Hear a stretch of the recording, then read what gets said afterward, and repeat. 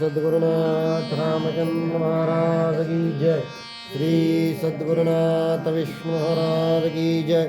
श्री गुरुदेव दत्त मंगलमूर्ति मोरया पूर्णवाद की जय। शांताकारं भुजगशयनं पद्मनाभो सुरेशं विश्वाधारं गगनसदृशं मेघवर्णो शुभंगं लक्ष्मीकान्तं कमलनयनं योगभिर्ध्यानगम्यं वन्दे विष्णुं भवभयहरं सर्वलोकैकनाथं गणेशप्रिया योगिराजा समर्था महातापसी पूर्णवादप्रणेता तया पावना पौर्णिमा पूर्णचंद्रा नमस्कार माझा सद्गुरु रामचंद्र। श्री गणेशाय नमः। हरिविजय अध्याय 10वा। श्री गणेशाय नमः।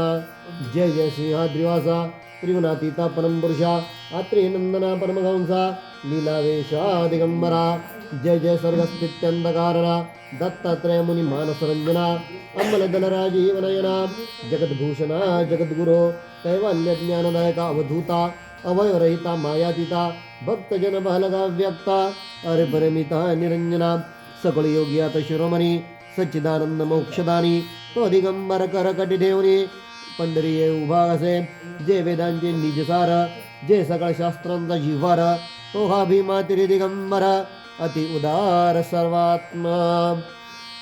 बुद्धिदाता मंगलमूर्ती श्री गजानन पूर्णवादाचार्य परमपूजनीय जीवन सम्राट सद्गुरु समर्थ डॉक्टर रामचंद्र महाराज पूर्णवाद वरदेशनो शिष्यवत्सल सद्गुरुनाथ परमपूज्य विष्णू महाराज सती सौभाग्यवती मनकर्णिका माता सती सौभाग्यवती विमल माता आदरणीय गुणेश दादा आदरणीय प्रज्ञावंत डॉक्टर लक्ष्मीकांत दादा मोक्षश्री विभूताई या देवालयाचे अधिष्ठात्री देवता पांडुरंग रुक्मिणी माझे पूर्णवादी शिक्षक तीर्थरूप कैलासवासी अण्णा व माझे पुराणाचे गुरु आदरणीय विनायक काका बाबरेकर गुरुजी यांच्या चरणी व त्याचप्रमाणे सर्व मातृचरणांच्या चरणी नतमस्तक होऊन मी आजच्या अभ्यासाला सुरुवात करतो। आज आपण आता 10वा अध्याय आपण घेत आहे। इतके दिवस आतला बालकृष्ण जो होता हा फक्त आता अंगणामध्ये तो खेळत होता। अंगणामध्ये इतक्या दिवसाचा त्याच्या जेवढ्या केवढ्या लीला होत्या त्या अंगणामधल्या होत्या आणि आता आपला बाळकृष्ण आता 5 वर्षांचा झाला आहे आणि मग हळू 2-3 गवळणी एक दिवस सकाळी आल्या आणि मातेला सांगायला लागले अगं म्हणे आता याच्या खोड्या खूप वाढायला लागल्या हाही आता हळूहळू मोठा होतोय आणि आता एक काम कर म्हणे उद्या सकाळी काय कर याला थोडी शिवदरी बांधून दे आणि याला गायींच्या मागे जाऊ दे म्हणे। ते मातेला पटलं। मग दुसऱ्या दिवशी सकाळी सकाळी मातेनं अगोदर यांना मंगल स्नान वगैरे घातलं त्यानंतर सुंदर अशा प्रकारचं पितांबर त्या पितांबर आता त्याचं जे वर्णन आहे ना ते मला वाटतं यांच्या शब्दातच थोडंसं आपण ते ऐकावं। मोठं सुंदर सुंदर वर्णन केलेलं आहे यांनी। चिमणा श्रीकृष्ण सावळा चिमणा पितांबर कासे कसिला चिमणी बरी कटी मेखला विद्युत प्राय झळकत असे चिमण्या वाकी नेपुरे ऋणधुरुधी मजा पाहती वेदश्रुती न वर्णवे निर्गुणाची कीर्ती म्हणून सगुनी जडल्या त्या चिमणीच हाती मुरली ते चित्तवृत्ती समोर मुराली मिथ्या माया सगळं हरली चिमणी सावळी मूर्ती पाहता चिमणीच घोंगडी शोभली दशिया प्रति मोती उघळली चिमणात वेद कर कमळी कमल नयने धरिला असे। अशा प्रकारे सुंदर अशा प्रकारचं भगवान श्रीकृष्ण सुंदर सुंदर अशा प्रकारचं ते त्यांनी नेसलेलं पीत त्यांनी ते कट अंगावरती घोंगडी घेतली हातामध्ये घुंगराची माळ घेतली कमरेला पवळा खोचला आणि आता ही मूर्ती निघाली। मग यांच्या जोडीला कोण इतर गोप आणि हे सर्व जेव्हा मेळा रस्त्यावरून चालला तेव्हा त्यांच्या हातामध्ये मग कोणाच्या हातात टाळ कोणाच्या हातामध्ये त्या छोट्या छोट्या झांजा त्याच्यानंतर वेगवेगळ्या प्रकारचे त्यांचे असलेले ते वाद्य मृदुंग पावा अशा प्रकारचं हे सर्वजण ही मंडळी आता चालली यमुनेच्या तीरी हळूहळू हळूहळू ही आता मुरली निघालेली आहे। गेले यमुनेच्या तीरी आले सर्व गायी वगैरे जेवढ्या होत्या त्या त्यांनी आता मोकळ्या सोडून दिल्या आणि तोपर्यंत खेळ काय खेळतात वेगवेगळ्या प्रकारचे खेळ कोणी नकला करतं कोणी बेडकाची त्या प्रकारची जसे उडी मारतात तसे कोणी उडी मारले कोणी झाडावरती चढले कोणी वृक्षा कोणी त्या फांदींवरून त्या यमुनेमध्ये कोणी उड्या मारल्या आणि अशा प्रकारचं म्हणजे आता धाक नाही कोणाचा, इतके दिवस घरी असले की धाक असायचा. आता यमुनेच्या तीरी आल्यानंतर कोणाचा धाक नाही. त्याच्यामुळं ज्याला जसं वाटेल तशा पद्धतीनं यांनी तिथं एक गोंधळ, एक धिंगाणा सुरू केला आणि त्यांच्या आनंदात मात्र ते आता रममाण व्हायला लागले. झालं, दुपारची वेळ झाली. दुपारची वेळ झाली आणि मग म्हणे आपण प्रत्येकाच्या आता शिदोऱ्या आपण सगळ्या आता एकत्र करू. आणि ते सुद्धा यांच्या ओवीमध्येच मोठं त्यांनी छान सांगितलेलं आहे.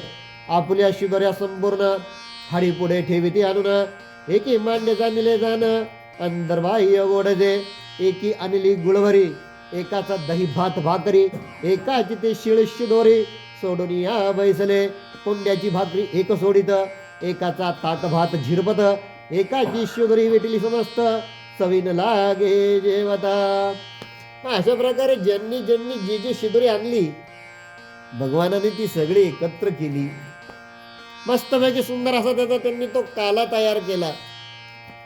आणि या सर्व गोपाळांनी मग कृष्णाच्या भोवती घेर धरला आणि भगवान श्रीकृष्ण निज हस्ते त्यांच्या मुखामध्ये ते एक एक घास घालायला लागले. का?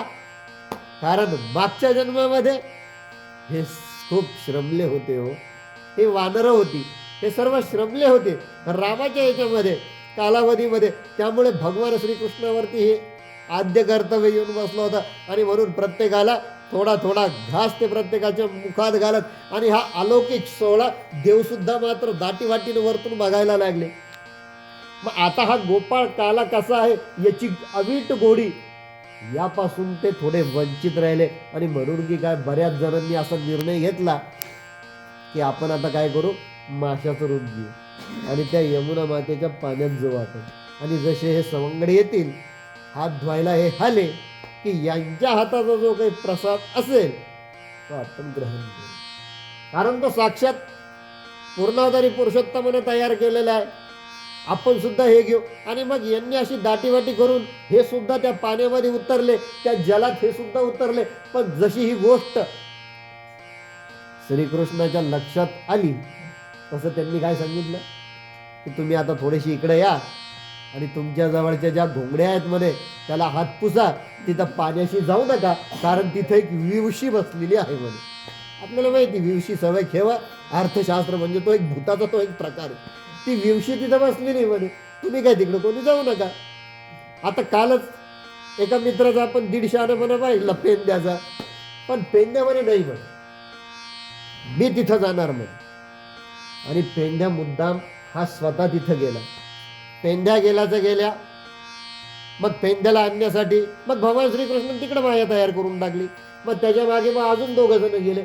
असं करता करता करता यांचे 9 लक्ष गडी जेवढे होते हे सगळे तिथे चालले गेले. भगवान श्रीकृष्ण एकटे राहिले. मग भगवान श्रीकृष्ण त्याच्यावरती रागवले, पेंद्याला सोडून आणला.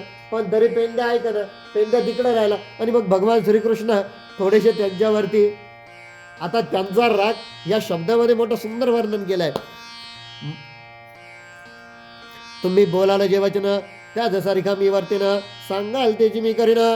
तुम्हा विन न गमे मज, मत्स्य कुर्मादी अवतार, तुम्हाला गी घेतले साजर, सुकर नरसिंह रूपे सुंदर, तुम्हाला गी धरली म्या, पाळावाया तुम्हाला गुनी, म्या निक्षत्री केली आवनी, पावलत सेकुल निर्धाळुनी, रक्षिले म्या तुम्हा दे, ऐसा मी निज भक्त साह्यकारी, का मज दवडता अवसरी, ऐसे बोलता हरीचे नेत्री, अश्रुभाती भडबडा.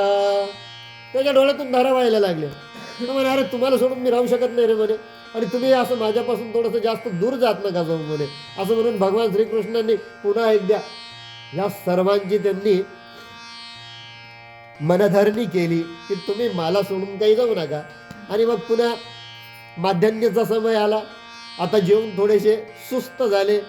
मग कोणी कुठल्या तरी एखाद्या वृक्षाच्या डोलीत, कोणी कुठेतरी एखाद्या वृक्षाच्या वरती, किंवा कोणी कुठेतरी एखाद्या अशा प्रकारचे सर्वजण विश्रांती घेत बसले. आणि मग त्याच वेळेस संध्याकाळी पुन्हा एकदा भगवान श्रीकृष्णांनी त्यांची ती मस्तपैकी मुरली काढली आणि ती वाजवायला त्यांनी सुरुवात केली. आणि जशी यांनी वाजवायला सुरुवात केली तसं सर्वच्या सर्व जेवढे केवढे हे जे गायी होत्या, हे गोप होते, हे पुन्हा भगवान श्रीकृष्णाला येऊन मिळाले. आणि मग त्यानंतर हे सर्व आता हळूहळू हळू आता घराकडे निघाले. पहिला दिवस मोठा छान गेला. जसं एखादी गाय वासरू दूर गेल्यानंतर तिचा जीव होतो, तसा इकडं मातेचा जीव सारखं आज जा बाहेर आहे, आज जा बाहेर आहे, कधी येईल कधी येईल, इकडून दिसेल का तिकडून दिसेल का, आता तरी यांचा मेळा दिसेल का, आता तरी सर्वजण दिसतील का, असं करत कर. आणि जेव्हा एकदा ह्या सर्व बाळगोपाळांचा मेळा तिच्या दृष्टीस पडला, पटकन पाय ठेवायला गरम पाणी तिने ठेवण्याची झालं. जसे भगवान श्रीकृष्ण बाळकृष्ण आले, पाय धुवायला गरम पाणी दिलं. इकडं रोहिणी मातेनं आणि इकडे यमुना मातेनं, यशोदा मातेनं यांना जवळ घेतलं, त्यांचे हातपाय धुतले, गरम गरम त्यांना जेव घातलं. आणि आता लवकर झोपा, उद्या सकाळी पुन्हा तुम्हाला उठायचं. झालं. आता पहिल्या दिवशी काही देवाला ग्रास मिळाला नाही, ब्रह्मदेवाला मिळालं नाही खायला, कोपले ब्रह्मदेव. आणि आता ठीक आहे म्हणे, बघतो म्हणे मी. आणि मग दुसऱ्या दिवशी काय झालं, हे पुन्हा सकाळी उठले, सगळे बाळगोपाळ मिळून एकत्र आले. पुन्हा यांचा रस्त्यावरून यांच्या ती सुंदर अशा प्रकारची, त्याला वरात म्हणता येईल किंवा दिंडी म्हणता येईल. कोणी टाळ वाजवतो, कोणी मृदुंग वाजवतं, कोणी पावा वाजवतं, सुंदर अशा प्रकारचं. आणि सगळ्यात मधोमध भगवान श्रीकृष्ण, ती सावळी मूर्ती, त्यांच्यासोबत असलेला तो लंगडा पेंद्या, चालले मस्तपैकी हळूहळू हळूहळू हळूहळू हळू सुंदर अशा प्रकारचे चालले. आले पुन्हा यमुना जळी. आणि हे जसे यमुनेच्या जळी आले, यांनी गायी सोडून दिल्या. यांनी जशा गायी इकडं सोडल्या, तसं ब्रह्मदेवानं सर्व ते जेवढे केवढे गोधन होतं आणि ते सर्व गोधन घेऊन आणि त्याच प्रकारचे सर्व गोप घेऊन सत्यलोकात ते निघून गेले. तिथून गुप्त गेले, सर्वांना सत्यलोकात घातलं. भगवान श्रीकृष्ण आपल्या इकडे मस्तपैकी सुंदर अशा प्रकारचे एका वृक्षाच्या डोलीमध्ये पावा वाजवत बसले होते. आणि ते जेव्हा भानावरती आले, जेव्हा दुपार झाली, माध्यान्ह झाला, भूक लागली, तेव्हा त्यांच्या असं लक्षात आलं की अरे, इथं तर गाई दिसणं, गोप दिसणं, कोणीच दिसणं. अजून थोडंसं करत करत बरचसं मंदिरावर जाऊन बघितलं. आणि शेवटी मग अंतर्ज्ञानानं बघितलं, अच्छा असं झालं का म्हणे. पुन्हा सगळे निज रूपानं विष्णवे प्रभ विष्णवे, अनेक रूप रूपाय विष्णवे प्रभ विष्णवे, सर्व तसेच पुन्हा तयार केले. झालं. पुन्हा एकदा माध्यन्नीचा काला सुरू झाला. आणि पुन्हा भगवान श्रीकृष्णाने सांगितलं, तुम्ही खायचं, तिकडं हात नाही धुवायचं, एवढं करा मग. यांनीच खायचं, तिथंच गोंगडीला हात पुसायचा आणि तिथून निघून जायचं. असं करता करता 1 संवत्सर झालं. आणि त्या 1 संवत्सरानंतर पुन्हा एकदा ब्रह्मदेवाला आठवण आली की अरे म्हणे, आता कसं काय असेल म्हणे खालचं वातावरण, भगवान श्रीकृष्ण शिल्ला असेल, अजून काय झालं असेल, इतरांचे बोलणे खाल्ले असेल का, की तू जायला नव्हतं पाहिजे. मग यशोदेला पुन्हा नंदबाबा बोलले असतील का, काय गरज होती एवढ्या लहान वयात पाठवायची, कुठं गेलं सर्व गोधन, बरं आपलंच नाही अख्खं सगळ्या संपूर्ण गोकुळाचं घेऊन गेले. अशा प्रकारचे नाना विचार त्यांच्या अंतःकरणात आले. आणि येऊन पाहत होतं काय, सर्वजण पुन्हा इतस्ततः यांचा पूर्ण खेळाचा कार्यक्रम चालू. सर्वांची जणू काही ब्रह्मानंदी टाळे लागलेली होती. आणि प्रत्येक जण आपल्या आपल्या आत्मानंदामध्ये तो जीवन जगत होता. तो मस्त मनसोक्त तो वेळेचा सदुपयोग घेत होता.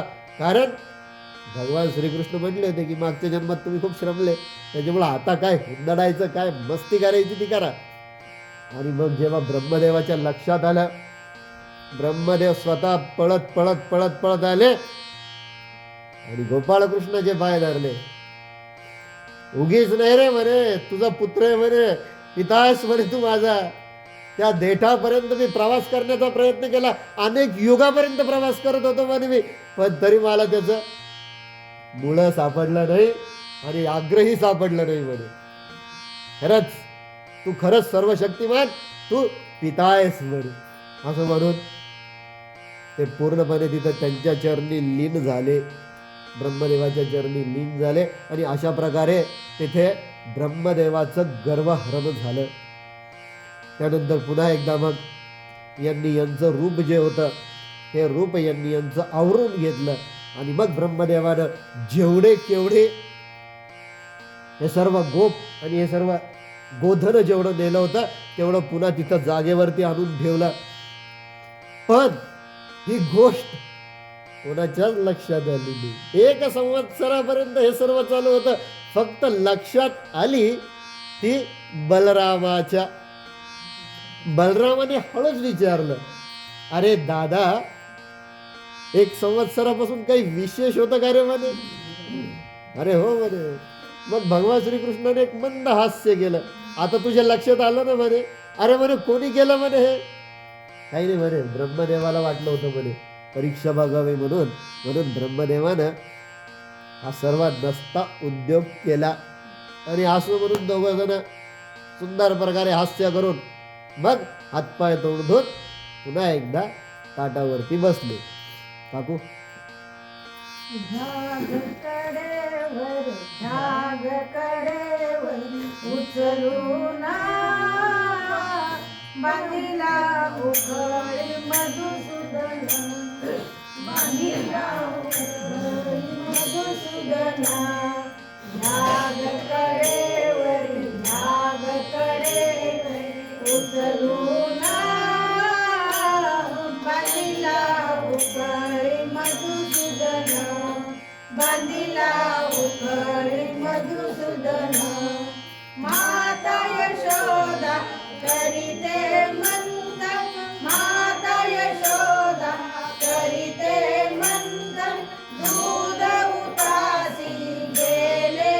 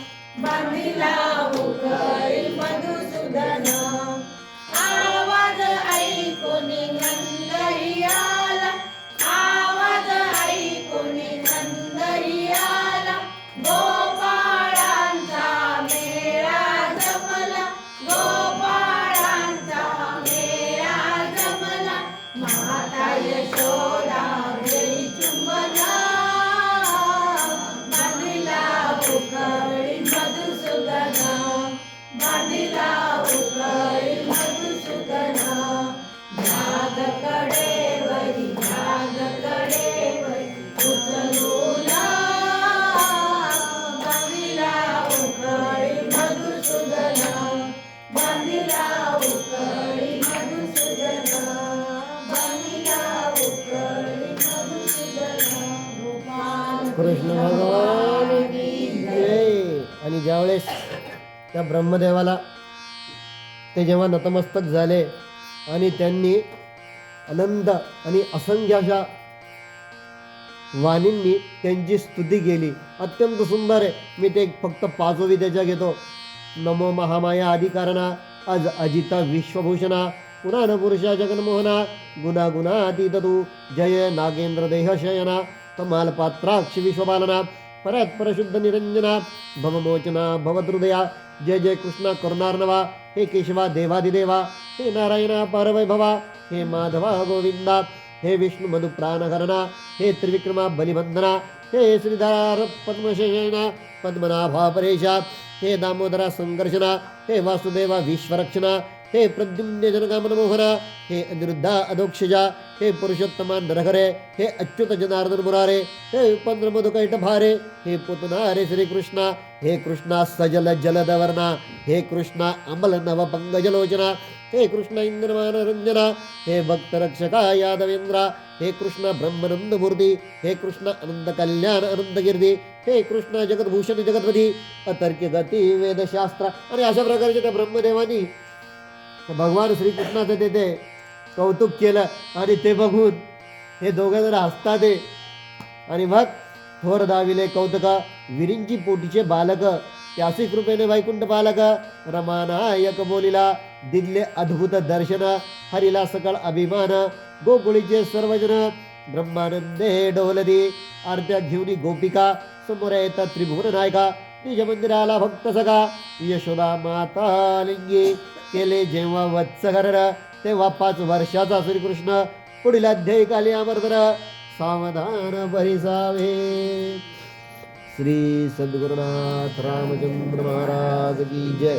श्री सद्गुरुनाथ विष्णु महाराज की जय. श्री गुरुदेव दत्त मंगलमूर्ती मोरया पूर्णवाद की जय. जय शिवराम गोपाळ कृष्ण भगवान की जय. पंढरीनाथ महाराज की जय.